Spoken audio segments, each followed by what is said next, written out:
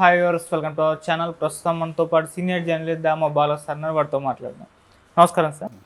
Sir, Kolkata medico హత్యాచార కేసులో arrest అయిన ప్రిన్సిపల్ని కూడా పాలిగ్రాఫ్ టెస్ట్ చేశారు, కీలక అంశాలు బయటపడ్డాయి అంటున్నారు. ఈవెన్ అతనే హత్య చేసేసాడన్న వార్త కూడా వైరల్ అవుతుంది సార్. మరి పాలిగ్రాఫ్ టెస్ట్లో ఎటువంటి విషయాలు బయటపడ్డాయి, సిబిఐ ఏం చెప్తుంది? ఇది ఇలా ఉండగా మెడికో విద్యార్థులు ఎప్పటి నుంచో కూడా ఆందోళన చేస్తున్నారు కదా, వాళ్ళని మన మమతా బెనర్జీ గారు కలిశారు, వాళ్ళ డిమాండ్ అన్నింటినీ కూడా నెరవేరుస్తారని చెప్పారంట కదా, మరి వాళ్ళు ఏం డిమాండ్ చేస్తున్నారు సార్? ఆర్జికర్ యూనివర్సిటీలో మెడికో ఫండ్ హత్య, ఈ విషయంలో కొత్తగా ఇప్పుడు ఒక విషయం బయటకు వచ్చింది. అదేంటంటే ప్రిన్సిపాల్ సందీప్ ఘోష్ ఆయనకి పాలిగ్రాఫ్ టెస్ట్ చేశారు, లై డిటెక్టర్ టెస్ట్. మనం ఆల్రెడీ పాలిగ్రాఫ్ టెస్ట్ అంటే ఏంటో చెప్పుకున్నాం. బేసిక్గా పాలిగ్రాఫ్ టెస్ట్ అనేది ఏంటంటే ఎలక్ట్రోడ్స్ని పెడతారనమాట బాడీ మీద, అట్లాగే చెస్ట్ మీద కూడా పెడతారు. పెట్టిన తర్వాత కొన్ని ప్రశ్నలు అడుగుతారు.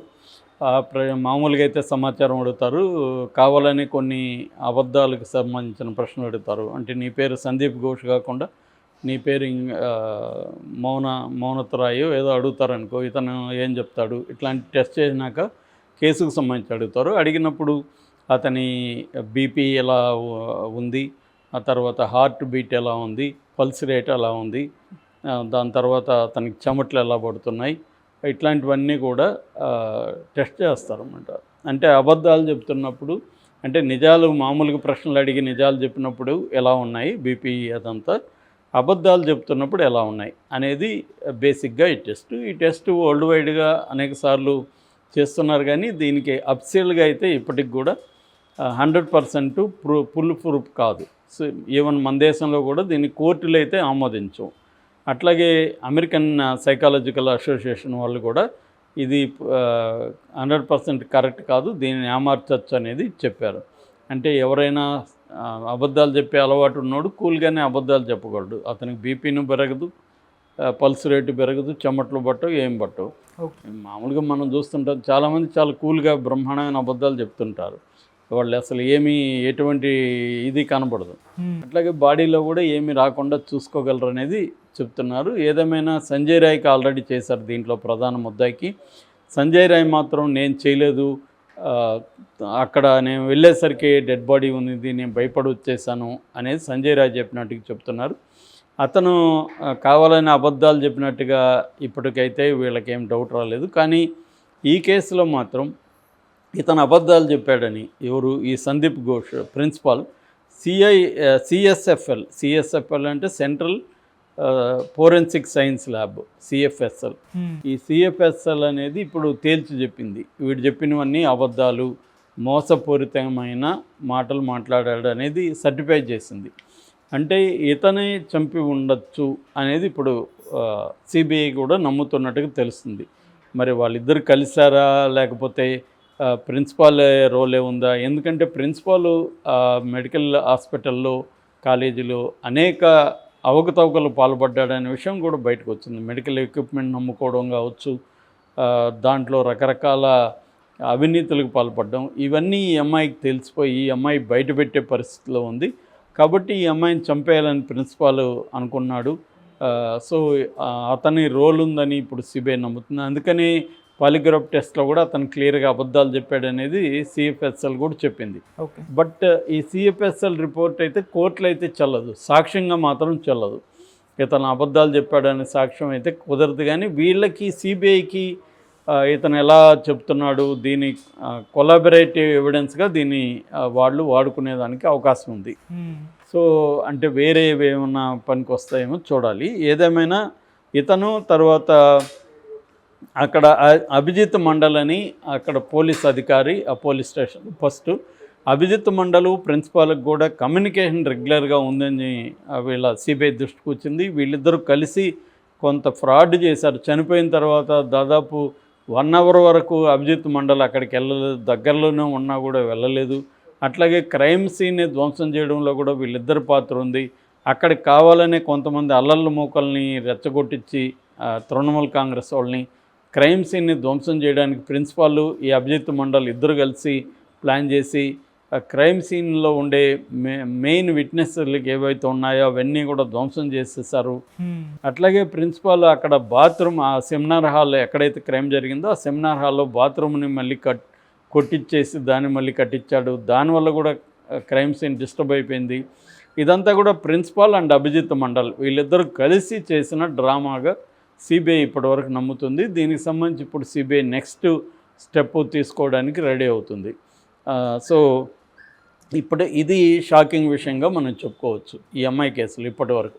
ఎందుకంటే ముందు నుంచి కూడా ప్రిన్సిపాల్ రోల్ దీంట్లో ఉందనేది అందరూ చెప్తున్నమాట.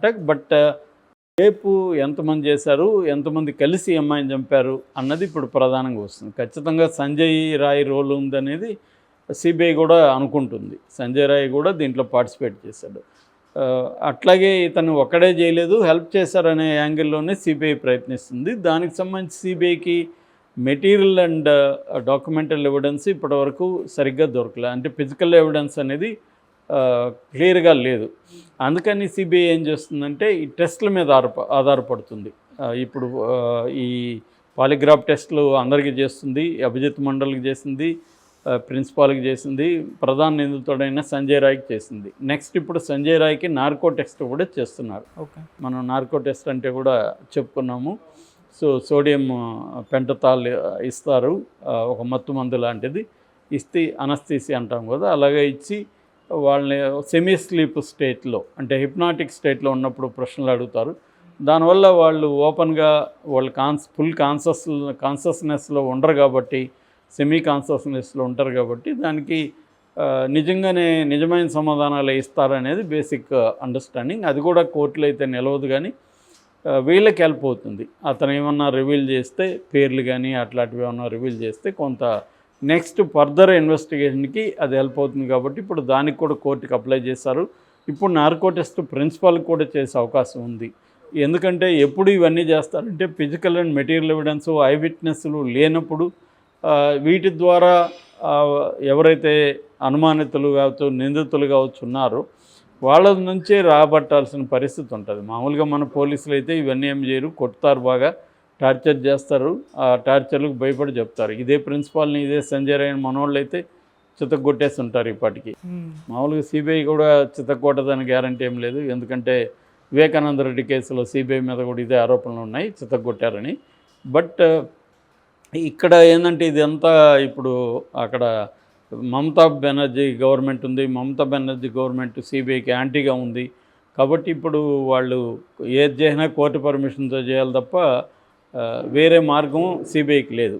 అందుకని కొట్టే పరిస్థితి లేదు. కాబట్టి ఈ పాలిగ్రాఫ్ టెస్టులు, నార్కో టెస్టులు ఇవన్నీ పెడతాను. మన వాళ్ళకి చెప్తే ఎందుకు సార్ అవన్నీ రిస్క్, మాకు ఒక గంట వదలండి మన వాళ్ళు చెప్పించేస్తారు, తీవ్రంగా టార్చర్ పెట్టడం ద్వారా. కానీ అట్లా చేయకూడదని సుప్రీంకోర్టులో ఎప్పటి నుంచో ఉంది. మనిషిని కొట్టే హక్కు పోలీసులకు లేదని సుప్రీంకోర్టు అనేకసార్లు చెప్పింది. సో అంటే క్యాపిటల్ పనిష్మెంట్ అంటారు. క్యాపిటల్ పనిష్మెంట్ అంటే ఓన్లీ మరణశిక్ష వేసే ఇది కోర్టులకు ఉంటుంది తప్ప వాళ్ళని తాకే బాడీని టచ్ చేసే అధికారం అనేది ఏ పోలీసులకి లేదనేది చట్టం చెప్తుంది. కానీ మన వాళ్ళు అది ఫాలో కారు, అది వేరే విషయం. సో ఇక్కడ టెస్టులు పెడుతున్నారు. సో దీని నుంచి ఏం రాబడతారనేది చూడాలి. రెండో వైపుగా జూనియర్ డాక్టర్స్ 1 month పైన నుంచి సమ్మె చేస్తున్నారు. వాళ్ళతో గవర్నమెంట్ చర్చల కోసం అనేకసార్లు మమతా బెనర్జీ ట్రై చేసింది, హెల్త్ మినిస్టర్ వాళ్ళంతా పంపించింది, కానీ వాళ్ళు చర్చలకు రాలేదు. ఇప్పుడైతే నిన్న వచ్చారు. దాదాపు సోమవారం నైటు దాదాపు 2 గంటల పాటు మమతా బెనర్జీతో 47 మంది ప్రతినిధులు కూర్చున్నారు. సో అందులో వాళ్ళు మేజర్గా 5 డిమాండ్స్ పెట్టారు. ఆ 5 డిమాండ్స్లో ఒకటేమో కలకత్తా సిపి వినీత్ గోయల్, అంటే కలకత్తా పోలీస్ కమిషనర్, ఆయన్ని సస్పెండ్ చేయాలి. అలాగే మెడికల్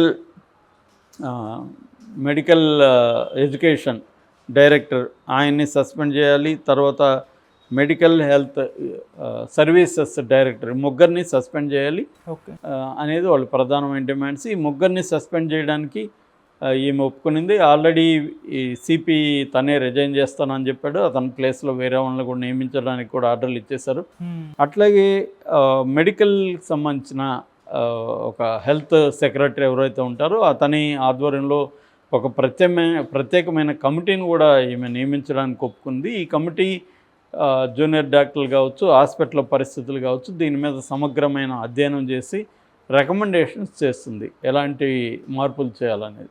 ఇది ఒక రకంగా ఒక అమ్మాయి చనిపోయింది, దారుణమైన విషయం, దారుణంగా చంపారు. బట్ దాని కాన్సిక్వెన్సెస్ కొంతవరకు బెటర్గా వస్తున్నట్టుగా మనకు అర్థమవుతుంది. ఎందుకంటే దేశవ్యాప్త ఆందోళన రావడం, మమతా బెనర్జీకి యాంటీగా బీజేపీ దీన్ని ఇష్యూని తమకు ఉపయోగపరచుకోవచ్చు అని చెప్పి పొలిటికల్గా కూడా బయలుదేరడం, ఒక పక్క కోర్టులు కూడా సుమోటోగా, హైకోర్టు సుమోటోగా తీసుకుంది, తర్వాత సుప్రీంకోర్టు సుమోటోగా తీసుకుంది. హైకోర్టు కోర్స్ వీళ్ళ తల్లిదండ్రులు వెళ్ళారు, బట్ చాలా శీఘ్రంగా దాని మీద చర్చించి సిబిఐని ఆదేశించింది హైకోర్టే.